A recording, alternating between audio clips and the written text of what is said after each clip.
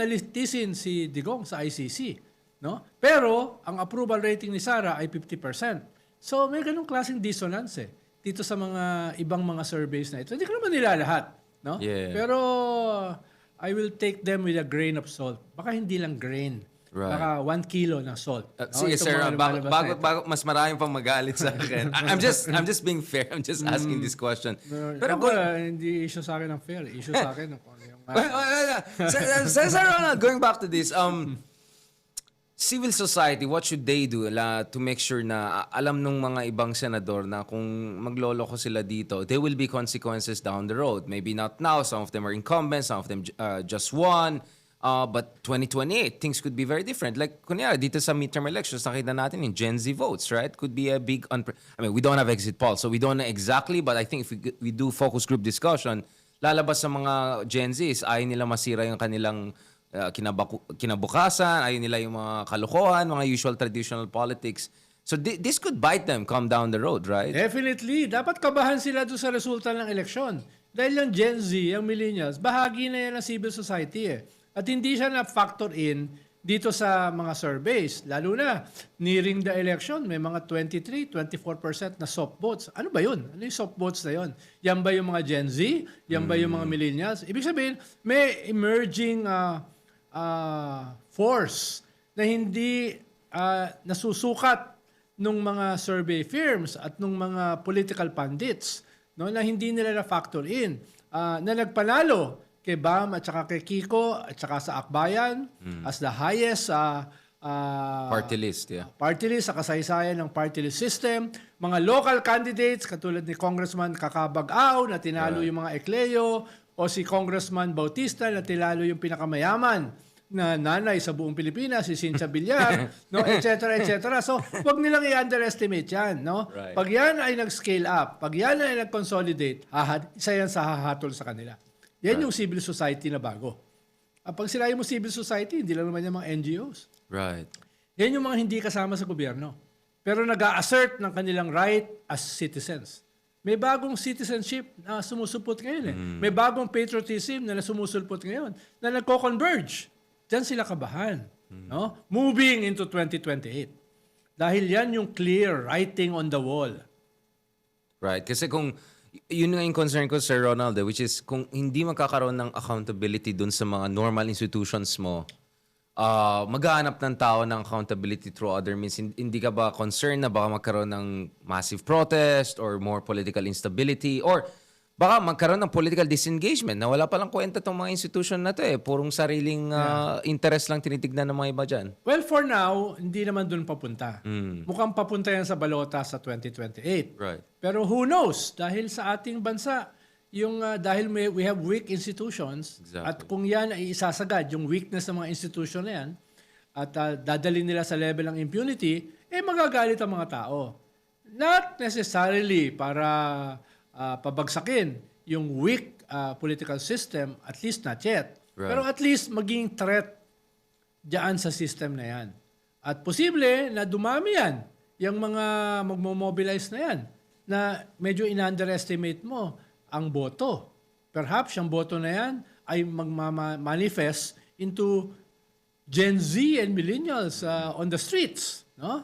Yung aming demographics. Yan yung mga hindi na-miss nung yung aming sektor ng mga millennials. Yan yung na-miss No? Ikaw ba? Boomer ka ba? Ano, Old millennial. I think ang technical term, Sir Ronald. Ikaw yung young boomer. Old millennial.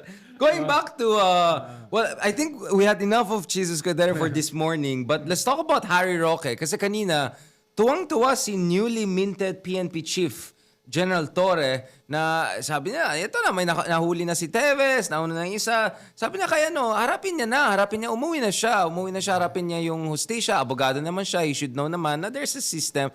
Kaysa sabi niya, magra-rally-rally, magdadrama-drama siya online.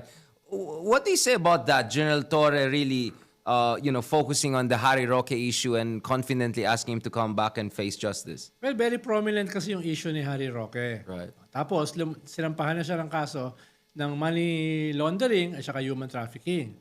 Tapos, medyo mayabang pa siya sa abroad. No? Binabanatan niya yan, yung conspiracy na yan laban sa kanya. feeling kasi niya importante siya. Yeah, exactly. Relevant. Very relevant siya. No? Lalo na pag naguhulog siya ng coin sa imburnal. At yung imburnal ay sumasagot. No? Yung ganun, no? Mahalaga dahil sabi ni Harry Roque dati, haharapin niya Yeah. kahit anong kaso na isang pa sa kanya. talagang- No, saan niya haharapin? Doon sa Field of Tulips? Doon ba niya With the haharapin? rainbow Oo. Doon ba niya haharapin? Dito niya haharapin, Yeah. di ba? Kaya okay Sa naman asylum center daw. okay naman sabi yung niya. sinabi ni Harry Roque, ni General Torre, Torre. oo. Dito niya harapin, no? At pwedeng tamaan yung kanyang asylum process dahil very keen ang Dutch government and all European governments sa usapin ng human trafficking. Right. No? Kaya baka mapabilis. Kahit wala tayong extradition treaty sa Netherlands, ay pwedeng mag-request ang Philippine government sa Dutch government. Interpol. no? Oo, Yeah. katulad ng ginawa kay Tebes. Right. No? At nung una, nagmamatigas yung East Timor government na hindi nila ibibigay, pero eventually lumambot at hinuli. Kidnap daw, Sir Ronald. Kidnap daw ang tawag ng... Okay. Kidnap daw. Pag fugitive na huli, kidnap na ang Diba? tawag. Yabang-yabang ni Tebes eh. Nung hinuli, naghihiyaw. No? Ayaw bitawan yung abogado. Sana naman, hindi naman mangyari kay ex-human rights Harry Roque. Na Ex-human nagsisigaw siya rights. pagkatapos siya magmalaki. No? Tingin ko naman ay hindi niya gagawin yon. Pero who knows? No? Who knows? Baka maglupasay siya ron. No? I mean, lupasay siya ron medyo- sa Imburnal. Baka may matay niyan. Mahirap yan. baka mahirapang Interpol na... Sir Ronald, now before we go where I think you're going, let's go to the other interesting character. Ito. Madrama din to. Bato de la Rosa. So, base sa mga conversations sinasabi ng ibang eksperto katulad ni Attorney Conti, ICC accredited yan. So, medyo siguro alam na yung proseso. Sabi niya, actually, Bato can copy yung case ng isang Nigerian president. If I'm not mistaken, was it Kenyatta who actually voluntarily... Balik pasok. Oo, balik pasok. Yeah. Tapos nagko-cooperate, tapos pinabalik naman siya. So parang the idea is, kaysa hintayin mo na maaresto ka or magkaroon ng suspicion na tatakas ka or whatever, just constructively engage. Baka nga, you will have pa nga your liberty. Ikaw, Sir Ronald, anong suggestion mo? Tingin ko naman, ganun katapang eh. Si Oo, Senator Bato. At yeah. gagawin niya yun. Correct. Pupunta siya sa The Hague nang walang takot. No? Sana lang, ipakita niya yung kailan. Yun No? lang, oo. Pero ako naniniwala ako, ganun siya katapang eh. Na haharapin niya yan. Head At on. pabalik-balik. Oo, at Hindi lang once. balik, no? Pwede na lang kung matapilok siya habang nandun siya. Yun lang, Wala oo. tayong magagawa ron. No? Pero ako'y naniniwala na ganun siya katapang. Ikaw ba, hindi ka ba naniniwala? Hindi, ako naiwala ko. Yan. Lalo Tama yung yan. video niya na talagang... May piatos talaga. May piatos Oo, talaga sa sabi Davao. niya, Di ba? oo, Yung ganun siya oo. Tsaka talagang... Sa hindi lang sa Davao, pati sa Palawan daw, may piatos. na single T. Oo, di magbaon siya ng Single piatos, T. papunta ng The Hague. Tsaka would be nice. At kung sakaling huhulihin siya at makukulong siya, magpoprotesta ako. Bakit, Sir Ronald? Bakit ngayon lang? Yun lang. Yung pala nilabas mo yung tunay mong... na ba, Sir Ronald? Di ba kung talaga love na love niya si Tatay Digong, edi magsama Oo sila. nga, sinabi niya. Kaya nga love na Wawa love. naman, walang kasama ron, di ba? Kaya nga. Oo. Imagine mo yung meet niya si Tatay Digong, biglang malock na yung door. You Oo. can't stay there. Oo, sabi, di ba? Oo. Pero magdala siya ng baraha para pwede Yan lang, magpusoy-dos. oo. Medyo Habang kumakain sila ng piatos. Oo, diba? medyo ano. Sabi ko nga, may museum na yata sila doon sa harap ng detention center. Kawawa naman yung mga Galit na nga kapitbahay. yung mga nakatira ron. Exactly. Iingayan eh. Hindi sila sanay na may nag-iingay ng gano'n eh. Merong museum, daming budget, no? Speaking of museum, ano kayang pwede? Pwede rin kaya nila lagay yung mga pangalan ng mga beneficiaries ng confidential funds. Si Miggy Mango, si Ay, Mary oo. Grace, Gawa si si- Chel Joc. Nagawa ko ng bandera ni Marian Rivera at saka ni Chel lang. Jokno. Ayan tayo. Kasama ng ang bandera ni Correct. Piatos at saka ni Ayan. Tempura at saka ni Nova. No? Baka nga may Richard Hidarian pa rin Meron nakasama. yung no? iba yung first, parang Richard Liamas, Oo, tapos parang- Ronald Hindi Heydarian. ako magugulat kung may ganun. No? Gawin na ng mga bandera. Ganda nun ha. Doon sa labas ng, presinto. Ganda ng talagang choreography yata ni, Yes, hindi ko alam kung si Harry Roque nag-choreograph lang, but that's an interesting situation. Now, last part for this part one, because we're gonna have another discussion later on, big picture tayo, West Philippine Sea, yung latest na nangyari natin ito, grand coalition potential at saka mga future of opposition and also what could happen in 2020. Bago natin puntahan yan, I wanna also look at another aspect. Bakit wala si Bongo sa Hague?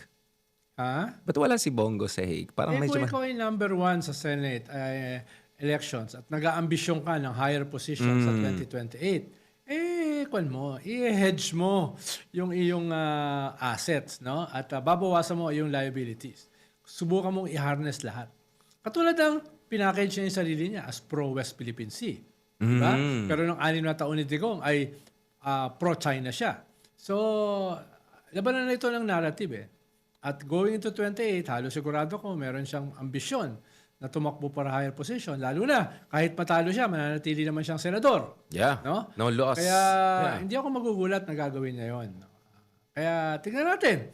At mukhang hindi naman siya ganun kalapit kay Sara Duterte. Wala akong sinasabi na may hituan Wala sila. tayong sinasabi, Wala akong sinasabi. Pero hindi lang siya kasing close ni Bato. Ganon din ang sinabi kay Sara. nung mga nandun sa detention, sa labas ng detention. Sabi ko, bakit wala sila? Well, si Bato medyo nagigets ko bakit. Pero sabi ko, bakit yung iba pwede naman sila eh. I mean, Correct. si Marcoleta na nga, nandyan na yata. Nandun sa daig. Oo, si Marcoleta. Nandun siya. No? Social. Baka nagpapasalamat. No? Nagmamano. Kasama niya si Amy. Ayun, isa pa yan. Si diba? Amy. We're not gonna close this episode without discussing Amy Marcos. Yeah. Sir Ronald, paano daw? Kawawa ka daw ngayon, nananalo na daw si Amy, babawi daw siya sa'yo. Kasi binubuli mo daw siya throughout the race na hindi siya mananalo. Ay, Ito na yun, namamangka sa dalawang ilog, nakapasok na sa ilog. By the skin of her teeth. Labindalawa. Number By the 12, skin no? of her teeth, yeah. Ako, i-blame ko yan yung gobyerno, yung alyansa. Napakahina nung kampanya. Dapat wineponize nila yung mga issues na yan eh. No? Wineponize nila yung West Philippine Sea, wineponize yung crimes against humanity, wineponize yung massive graft and corruption na ginawa ng presidente. To Ang be problema, mag-isa lang siya. fair, let's be fair. Like, we're critical of the president, but we said, at least dun sa lawag, he laid out Hindi the lang, blueprint. sa mga sorties, sinasabi niya yun. Ang problema, parang Sa ibang sorties din, sinabi ni BBM? Parang Lone Ranger siya. Diba? Hindi inuulit. Hindi nga siya sinasama eh. Ang narinig ko lang umulit, si Pacquiao, talo pa. Exactly. Si Pacquiao lang yata yung perfect attendance yata sa It's about sorties. weaponization eh. Itong mga na ito. Sa group work. Mga issues na ito. At saka ayusin yung machinery. Dahil usually kasi sa last 2 weeks, machinery ang mahalaga pero parang hindi nangyari Yeah, yan. hindi siya Napakahalaga ng midterm dahil kung yan eh. Plebiscite on your leadership and your governance. No? Baka hindi naman niya kasalanan yun. Kasalanan ng mga nagpatakbo nung kampanya. Yeah, the campaign manager, which is someone who was thinking of becoming Speaker of the House na obviously hindi nangyari. Okay naman yun. Lahat naman tayo ay... Pwede mag-ambisyon. Pwede naman tayo mag-ambisyon. No? Pero wag naman niya sisihin lahat maliban sa sarili niya. Wag naman niya sisihin yung impeachment complaints na dahilan kung bakit nag-collapse yung campaign ng alyansa. So, dapat maging I wouldn't more say circumspect collapse. I naman. mean, 5 out of 12 or 6 out of 12 is not... That's collapse. It's not good. But it's not like end of the world. Well, that's worse than yung previous worse, yung kay GMA noong 2007. Ilan ba yung kay GMA? 6 and 4 ba? 6. 6. Ano? Kaya, tapos yung approval rating ni GMA ay bumaba Well, she was diba? like net negative. Yes, to be fair. So, iwas nila. Baka mag-free fall eh. So, ayusin nila yung messaging, ayusin yung strategies, no? Dahil parang kinakapos. Right. Being a ruling party, being a ruling government, they could have done much better. No? Lalo na itong presidential sister, talagang todo atake sa kanya. Diba? So, ayun. Yeah, definitely.